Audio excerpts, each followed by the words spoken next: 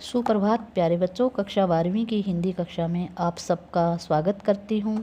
आशा करती हूँ कि आप सब लोग अपने अपने घरों में सुरक्षित हैं और ऑनलाइन कक्षाओं के माध्यम से अपना अध्ययन कार्य बेहतर ढंग से कर रहे हैं।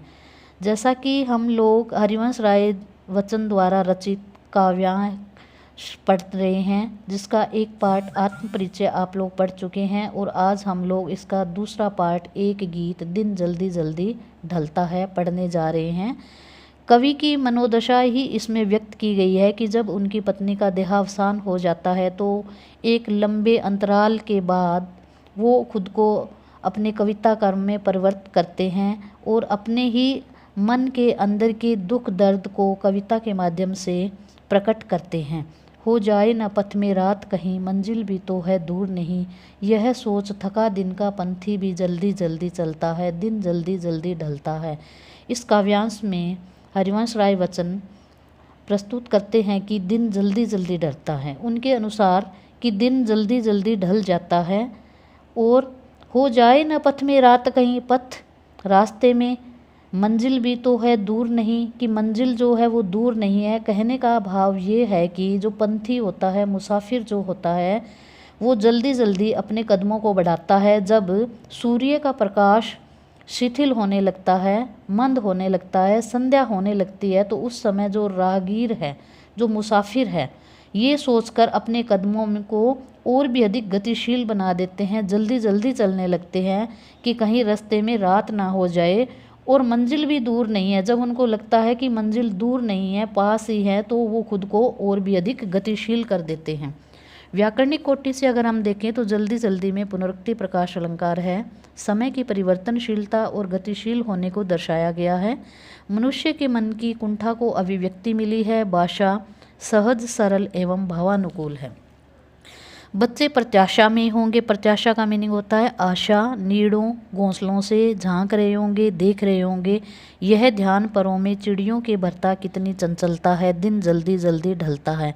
कवि के अनुसार मनुष्य को ही जल्दी नहीं है, बल्कि पशु पक्षियों को भी जल्दी होती है। जब देखते हैं कि संध्या का समय हो गया, सूर्य का प्रकाश धीमा हो गया है, मंद हो गया है, तो उस दौरान क्या होता है कि जो पक्षी हैं, जो सुबह से लेकर शाम तक अपने दाने पाने के लिए इधर उधर घूमते हैं, वो भी शाम को अपने शावक, अपने बच्चों के लिए जल्दी जल्दी घोंसलों की ओर पुनः लौटने का प्रयास करते हैं।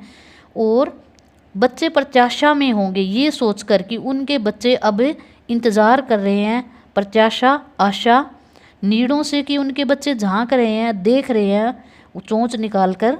यह ध्यान जब उन चिड़ियों के मन में आता है, जब उन पक्षियों के मन में ये आता है कि उनके बच्चे उनका इंतज़ार कर रहे हैं, प्रतीक्षा कर रहे हैं, तो वो भी अपने आप को और भी अधिक गतिमान बना देते हैं। उनके पंखों में भी एक तेज़ गति से फड़फड़ाहट शुरू हो जाती है, यह सोचकर कि शाम हो रही है और जल्दी जल्दी उन्हें अपने बच्चों के पास जाना है। दिन जल्दी जल्दी ढलता है। व्याकरणिक कोटि से अगर हम देखें तो पक्षियों के मातृत्व भाव और उनकी व्याकुलता का मार्मिक चित्रण किया गया है। भाषा सरल, सहज एवं भावानुकूल है।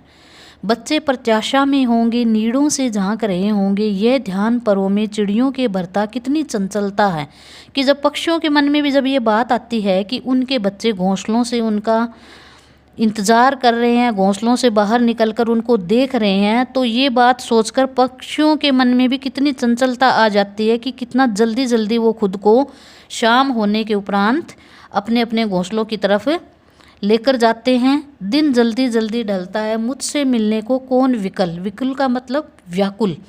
कवि कहता है कि सब लोग जल्दी जल्दी अपने गंतव्य की तरफ बढ़ते हैं, लेकिन मुझसे मिलने को कौन विकल, कि मुझसे मिलने को कौन व्याकुल है, कौन बेचैन है।